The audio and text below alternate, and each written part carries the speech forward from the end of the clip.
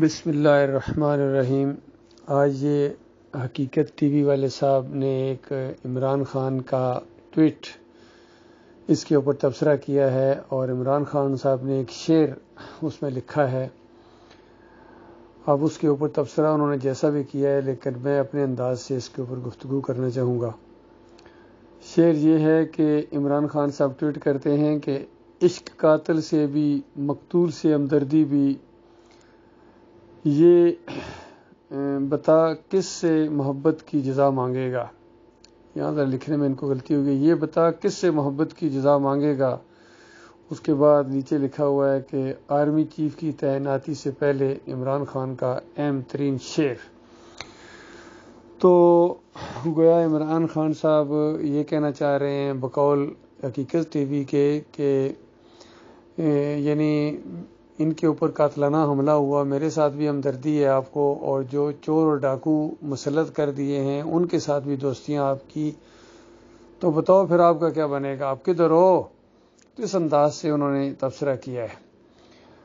میں یہ چاہوں گا کہ یہ شعر سب کے اوپر فٹ آتا ہے، حتیٰ کہ عمران خان صاحب کے اوپر بھی یہ فٹ آتا ہے، کیونکہ دین کا یہ بھی نام لیتے ہیں، مدینہ ریاست کا یہ بھی نام لیتے ہیں۔ تو ان کو میں نے کہنا ہے کہ عشق قاتل سے بھی مقتول سے ہمدردی بھی، کہ یعنی دین اسلام کا بھی نام لیتے ہیں اور شیطانی جو نظام ہے اس کو بھی نہیں چھوڑ سکتے ہیں، ان کے ساتھ بھی ہمدردیاں ہیں، جمہوریت سے ہمدردیاں ہیں،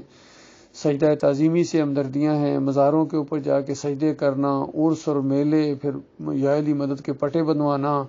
پھر میلاد کا کیک کاٹنا، محرم کی سبیلیں کھا لینا، جو مرضی چلتا رہے، یعنی ان کے ساتھ بھی ہمدردیاں ہیں، اور ادھر مدینہ ریاست بھی بنانے کا بڑا شوق ہے۔ تو یہ دو الٹی چیزیں ہیں، ایک کی زندگی دوسرے کی موت ہے۔ اگر یہ عرس اور میلے اور یہ گنبد سجائے جائیں گے تو اسلام پھر نہیں آ سکتا ہے، اور اسلام جب آئے گا تو اس کے بعد پھر یہ گنبد نہیں رہیں گے، اور مزار پرستی، عرس میلے، جمہوریت کا نظام بذات خود، واسطے وسیلے، رکوع سجدے، ان کا کلا کما کیا، ان کی بنیادوں کو کھیڑ دیا جائے گا، کیونکہ یہی دین اسلام کا تقاضا ہے۔ کیونکہ لا الہ یہ ہے، لا الہ الا اللہ محمد رسول اللہ۔ آپ کلمے کا مطلب تو بہت بتاتے ہیں، لیکن کلمے کا معنی، میں بڑے افسوس کے ساتھ یہ بات آپ کو کہہ رہا ہوں، آپ برا نہ مانیں، آپ غور کریں، آپ کو کلمے کا معنی نہیں آتا ہے، اور اگر کلمے کے معنی جانے بغیر موت آ گئی، آپ کو سب سے زیادہ زندگی آپ کی رزق کے اوپر ہے۔ اور جس طرح کل کے بیان میں حقیقت ٹی وی والے کہہ رہے تھے کہ دیکھیے جس طرح بے نظیر کے ساتھ ہوا تھا، بالکل وہی معاملہ آپ کے ساتھ ہونے والا ہے۔ یہ ان کا ایک تجزیہ تھا کہ پہلے ان کا ایک دھماکہ ہوا، پھر اس کے بعد ان کو مار دیا گیا، تو لہٰذا ان کے ساتھ بھی یہی معاملہ کیا جائے گا۔ تو یہ ساتھ یہ بھی کہہ رہے ہیں کہ موت زندگی اللہ کے ہاتھ میں ہے، اور یہ بھائی یہ گویا اللہ کی طرف سے ایک جو بات اٹھی ہوئی ہوتی ہے، اس میں بڑا سبق ہوتا ہے کہ گویا عمران خان صاحب آپ کو وارننگ دی جا رہی ہے کہ کیا وہی نتائج بھگتو گے آگے جا کے، جہاں وہ پیچھے چلے گئے عرس اور میلے کرنے والے، سونے کے دروازے لگانے والے، روٹی کپڑے اور مکان کا جھانسا دینے کا، شرک اور کفر کے ساتھ میل ملاپ کرنے کے بعد جمہوریت کے راستے میں موت آ گئی، تو کامیابی تو نہیں ملے، اب جنت تو نہیں جا سکیں گے، اب ہمیشہ کی آگ میں ان کو رہنا پڑے گا۔ کیا آپ انہی کے راستے پر چلنا چاہتے ہیں؟ ہمیشہ کی آگ کے اندر آپ بھی رہنا چاہتے ہیں؟ اور ہمارے جتنے دوسرے لیڈر، میں سب سے یہی کہوں گا، یقین کیجئے، نواز شریف صاحب سے بھی، شہباز شریف صاحب سے بھی، فضل الرحمان صاحب سے بھی، اپنے آرمی چیف صاحب سے بھی، کیونکہ میں خود آرمی افسر ہوں، میں جانتا ہوں آرمی افیسرز کا ایک مزاج جانتا ہوں۔ میں 70th PMA لانگ کورس سے تھا، 7 پنجاب ریجمنٹ سے، 23232 میرا PA نمبر ہے۔ میں نے آج سے 37 سال پہلے یہی ایمان عقیدے کی بات کہی تھی کہ دیکھو تمہارے عقیدے کے اندر خرابی ہے، تمہارے ایمان کے اندر خرابی ہے۔ صبح اٹھ کے جو PT پیریڈ ہوتی تھی اس کے اندر بھی دم دم علی علی، نعرہ حیدری، یا علی مدد۔ تو کرنل صاحب ہمارے ایک خاص مخصوص قسم کے طبقے سے ان کا تعلق تھا، وہ اپنا نعرہ اس یونٹ کے اندر لے آئے، یا علی مدد کا۔ تو عام جو جوان ہیں وہ تو اس چیز کو نہیں سمجھتے ہیں، وہ تو بس CO کو خوش کرنے کے لیے، اور JCOs وغیرہ ان کے اندر وہ جرت ہوتی ہی نہیں ہے، غلط سمجھتے ہوئے بھی وہ ان کے اندر جرت ہی نہیں ہے، خطیب کے اندر جرت نہیں ہے کہ وہ کرنل صاحب کے خلاف کوئی بات کر سکے یا کہہ سکے یہ شرک ہے۔ تو لیکن میں تو اس چیز کو شرک سمجھتا ہوں، یہ تو سورہ فاتحہ کا انکار ہے، ایاک نعبد و ایاک نستعین کا انکار ہے۔ تو اس بات کو جب میں نے پیش کیا تو کرنل صاحب غصے میں آ گئے، منہ پر ہاتھ پھیر کے کہنے لگے کہ میں دیکھتا ہوں تم کیسے فوج میں رہو گے، اور پھر انہوں نے وہ کچھ کر دکھایا، کوئی سننے والا ہی نہیں اس کے بعد کوئی سننے والا ہی نہیں، کہ چونکہ عقیدے سب کے خراب ہیں۔ جس جرنیل نے میرے ریٹائرمنٹ آرڈر کے اوپر سائن کیے ان کا نام تھا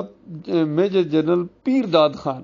اندازہ لگائیے، پیر داد خان، یعنی پیر صاحب نے ان کو پیدا کیا تھا، جس طرح پیراں دیتا ہوتا ہے۔ تو ایمان عقیدے کی ان کو ہوا بھی نہیں لگی۔ ہمارے جتنے بھی یہ لیڈر ہیں، چاہے سیاسی لیڈر ہوں، فوجی لیڈر ہوں، اور ہمارے مذہبی لیڈر ہوں، ان کے اندر بھی طاہر القادری ہوں، طارق جمیل ہوں، تقی عثمانی ہوں، سب کے سب ایک ایک کے اندر شرک بھرا ہوا ہے۔ خادم حسین رضوی ہوں، حافظ سعید ہوں، ہوش نہیں ہے ان کو کدھر جا رہے ہیں، بھیڑ بکریوں کی طرح۔ اور عمران خان صاحب ایک لفظ بہت بولتے ہیں کہ دیکھو ہم بھیڑ بکریاں نہیں ہیں، میں کہتا ہوں تم لوگ بھیڑ بکریاں ہو، کیونکہ اللہ تعالیٰ نے کہا شرک کرنے والے جانور ہیں اور جانوروں سے بدتر ہیں، کیونکہ جو اللہ کے ساتھ نہیں ہے وہ کسی کے ساتھ بھی نہیں ہے، جو اللہ کا نہیں ہے وہ کسی کا بھی نہیں ہے۔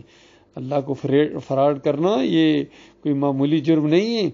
کہ مدینہ ریاست کا نام لینا، پھر نبی علیہ السلام کا نام، ان کی سیرت کو پڑھو، بار بار یہ کہتے ہیں، لیکن اس کے بعد خود چلتے ہیں مشرکین مکہ کی سیرت کے اوپر، اور جو بھی شرک کرنے والی قومیں گزری ہیں ان کی سیرت کے اوپر چلتے ہو، اور نبی علیہ السلام کے ساتھ تعلق جوڑتے ہو۔ آپ لوگوں کا کیا نبی علیہ السلام کے ساتھ تعلق ہے؟ وہ موحد تھے، مومن تھے اور مسلم تھے، اور اللہ کے آخری رسول، اور شرک کے ساتھ دشمنی رکھنے والے۔ کہا ایک ہاتھ پر چاند رکھ دو، ایک ہاتھ پر سورج رکھ دو، میرے سے یہ امید نہ رکھنا۔ ان کو تو بادشاہت پیش کی جاتی تھی، دولت پیش کی جاتی تھی، ہر نعمت پیش کرنے کے لیے وہ لوگ تیار تھے، لیکن یہ بات نہ کہو۔ ان کا یہی بات کہوں گا۔ اسی لیے میں آخری رسول محمد صلی اللہ علیہ وآلہ وسلم کی سنت پر عمل کرتے ہوئے بالکل یہی بات کہوں گا، چاہے ناگوار گزرے، چاہے غم و غصہ سے سینے پھٹ جائیں آپ کے، پھر بھی یہی بات کہوں گا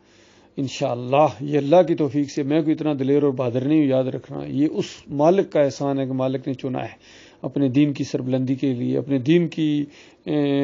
بیان کرنے کے لیے، اور اپنے ملک کی نظریاتی سرحدوں کی حفاظت کے لیے، کیونکہ یہ زمینی سرحدوں سے زیادہ اہم سرحد ہے، جو کہ نظریات کے اندر گڑبڑ ہے، ایمان کے اندر گڑبڑ ہے، اور اللہ تعالیٰ سخت ناراض ہوتا ہے ایسے لوگوں سے جو اللہ کے ساتھ شرک کریں اور پھر فرقے بنائیں۔ کوئی بریلوی بنا دیا گیا، کوئی دیوبندی، کوئی اہل حدیث، کوئی سہروردی، نقشبندی، چشتیہ، قادری، حتیٰ کہ سکھ بھی افسر بن گیا پاکستانی فوج کے اندر، اور عقیدہ کیا ہے؟ بس جی معاذوں پر تمہاری اگر موت آ گئی تو پھر تم شہداء ہو، اور پوری وہ جو ہے نا تم آگے جا کے جنت میں پہنچ گئے ہو۔ اچھا، سکھ بھی جنت میں پہنچ گیا ہے، بریلوی بھی، دیوبندی بھی، اہل حدیث بھی، شیعہ قادیانی بھی، سارے کے سارے ہیں۔ غور کرو اللہ کے بندو، کیوں دھوکہ دیتے ہو لوگوں کو؟ جہنم کی آگ کے اندر پہنچا کے تو اس کے بعد جب وہ وہاں پہنچ گئے تو وہ تو واپس نہیں آ سکتے، وہ تو لعنتیں بھیج رہے ہیں علماء کے اوپر بھی، مولویوں کے اوپر بھی، سیاسی لوگوں کے اوپر بھی، اپنے بڑوں کے اوپر،